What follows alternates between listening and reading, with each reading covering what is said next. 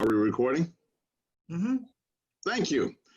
Hello, everybody. Thanks again for hanging out with us. This is the third show, along with my brothers, Smitty and Shannon. We brought along our sister Beatrice today, and welcoming Mr. Mike Silva, who is running for city council in the 3rd district.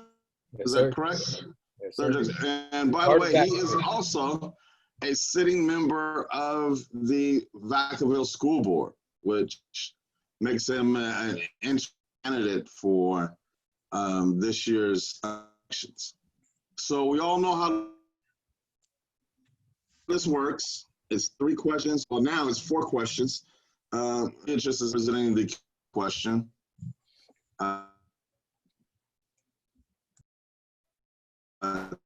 Thank you for hanging out. And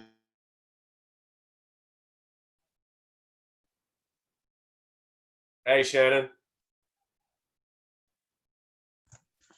We lost you, man. this is where I was trying to put this thing up on here. You lost me. Hold on. My Wi-Fi got to warm up. He's in the back. Hold on. We just got to do it. We got to do something real quick. All right. Oh, here we go. We got action.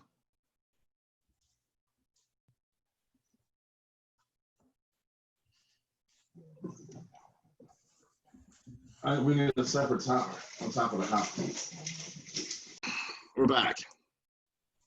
Oh, my phone. So, all right, let's do this one more time. Thank God it's recorded. We should be straight. Ready? Oh, you're gonna edit this anyway, right? No, Oh, we're just gonna keep rolling like this? I love you if you say yes, we're gonna do that. Because that would actually be hot. So yes, like we always do with our infocast, it runs live, so it's live. So this is what we're doing. So like I was saying, Mr. Mike Silva is running for city council. We're gonna start with Shannon with his questions. You get 3 minutes to answer it. Then it's gonna go to Smitty, Beatrice, and then myself to close it out. So there you go, brother Shannon, take it. Good evening, everybody. Mike, thank you for joining us. Thank you. My question to you is more or less, I guess, say a personal one, because you're a professor as well as you sit on the school board, and now you're running for city council. And my question is, what have you actually contributed to try and build a relationship between the community college, the school board, as well as working with city council? That's a great question. So really that starts well before I even started on the school board. Matter of fact, that my approach is in trying to be able to give back to the community, take my background in science and bring it out to anybody who was interested. Actually what led me towards different folks in the community asking to bring in people on that school board in particular that brought in a different perspective, came from a different background, and was able to contribute in different ways. So really, I guess it starts from me being the professor at Solano College. One of the things I love doing is just bringing community together. To me, I see us all intertwined. One of the problems that I see is that we often work in silos. And so when we do that, when we put ourselves in these confined, so to speak, boxes or these silos, we kind of close our eyes to what else is impacting our lives outside of our own circles. Being able to get out and expose ourselves to different ways of thinking, different cultures, different socioeconomic groups, it really helps enlighten us. And to me, the one thing that kind of unites all of us as one is our ability, our desire to leave something better for our kids. And that's really my whole commitment, my whole life is just what is my role in learning how to become a father. How do I pass on a better future, not just for my kids, but for all of our kids? So I'm trying not to go over the 3-minute time limit. All right. Welcome, everyone. First, before I get to my question, you know, kind of like, I want to make sure I pay proper respect to the Native American land that we are occupying currently. Shout out to the Patwins of the Winton tribe, locally here in Solano County. So shout out to those folks, paying my due respect to you. Another one right quick, RIP, family dog Eli. We lost him over the weekend. So with that, Mr. Silva, welcome you to our third show. And my question is,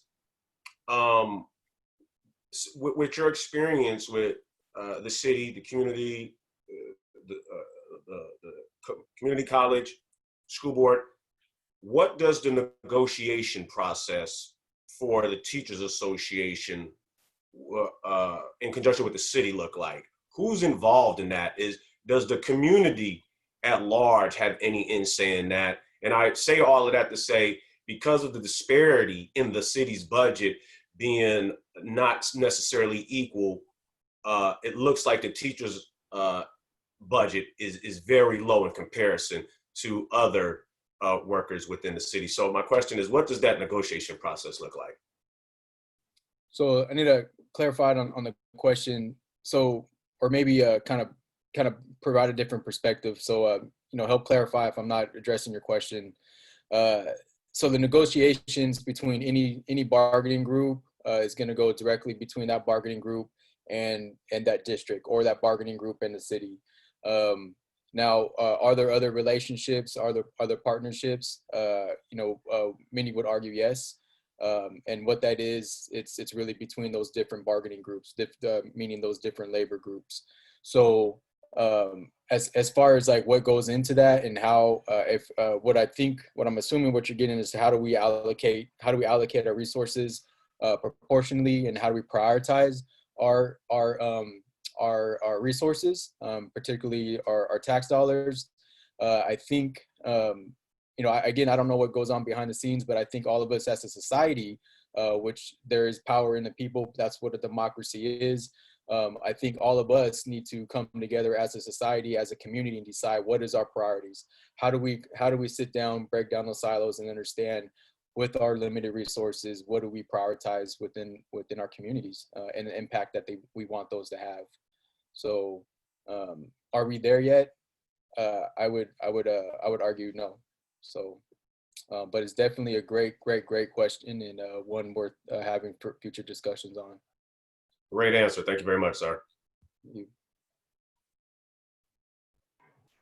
All right. Thank you, Mike, for being here today. Thank you, Troy, Smitty, Shannon, for letting me ask a question today. So I've lived in District 3 my whole life. I was, born and raised here in Vacaville. And I'm really excited that we have people running for the seat this year, because we haven't had representation in the past.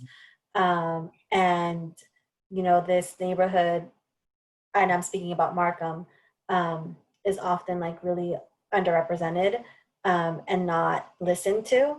So I'm excited about that. And my question is about affordable housing. I know that I went on your webpage and, looked at what you have to say about, your vision for District 3. And I know you talk about affordable housing, not just affordable rent, but ownership, which is something that is really interesting to me because, housing is just, the prices are just going up. The city has a history of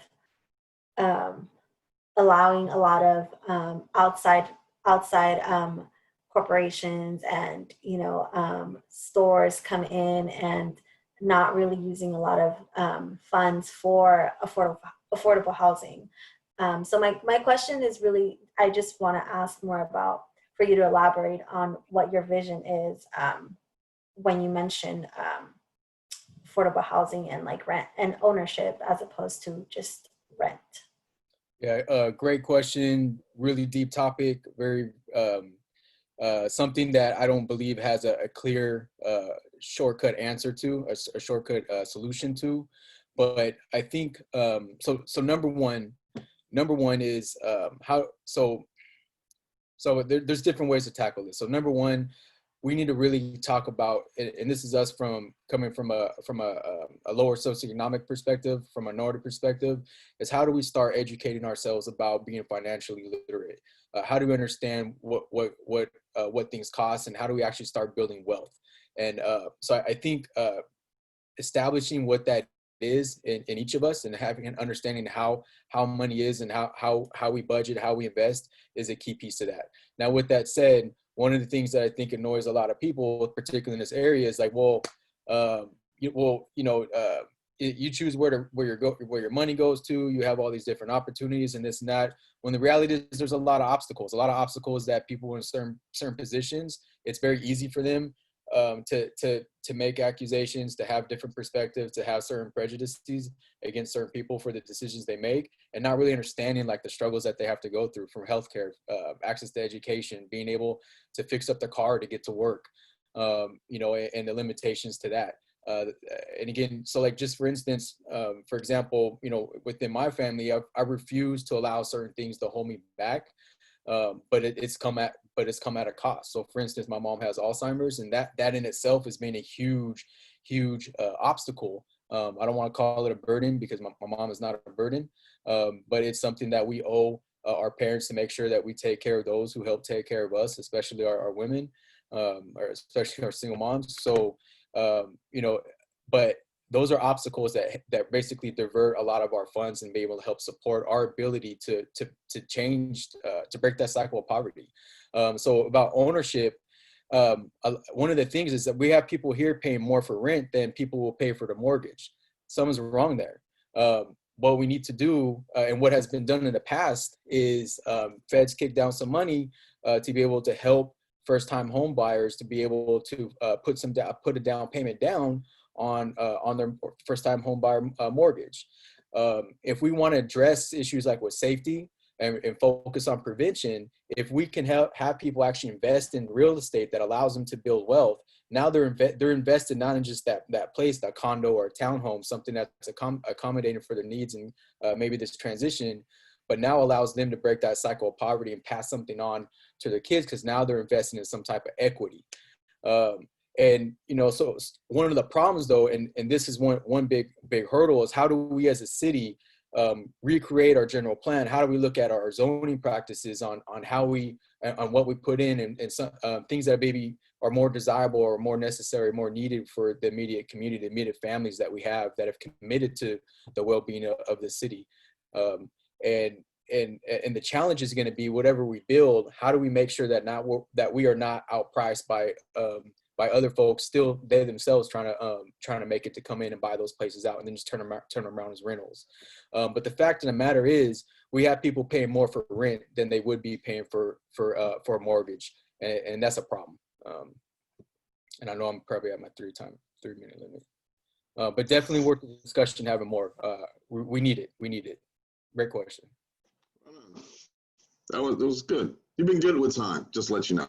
Oh, so I have a bad internal time clock. Want me to so, keep going? I'll keep going. Oh, and see, I told y'all, you can't give him that just talking till you're done. He'll keep talking until we're all done.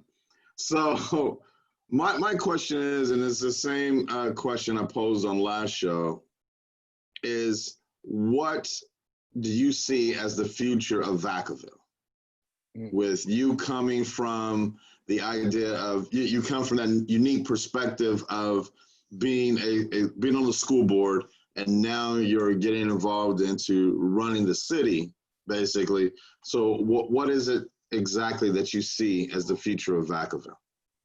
So one thing you said is me running the city. It will not be me running the city. It really does have to be us running the city. I'm just a vehicle for the voice of those who I serve, which isn't only exclusive to District 3, but really the city as a whole.